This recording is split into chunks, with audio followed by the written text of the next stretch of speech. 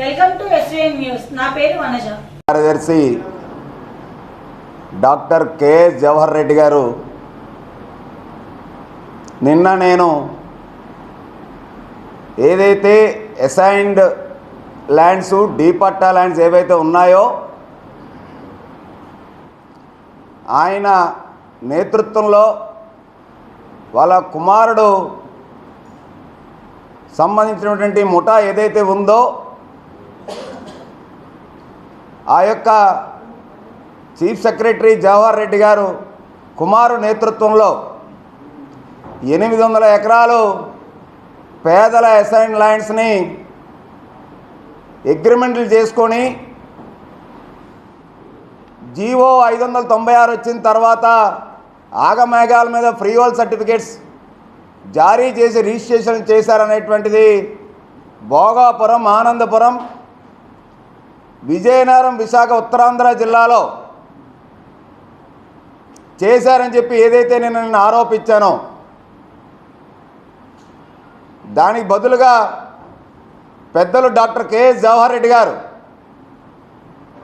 నిన్న బహిరంగ క్షమాపణ చెప్పమని కోరడం ఒకటి,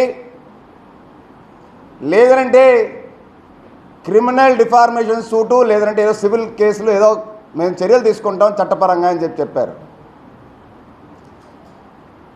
chief secretary KS Jawahar Reddy గారు సవాల్ని నేను స్వీకరిస్తూ ఉన్నాను మనస్ఫూర్తిగా.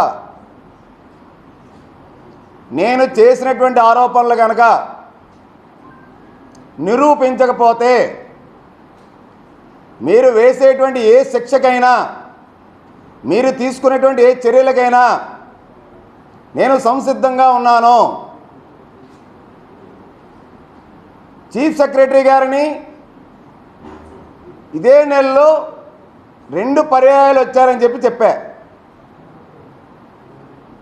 దానికి ముందర సింహాచలం చందనోత్సవం అయింది. సింహాచలం చందనోత్సవం 10వ తారీఖున అయ్యింది.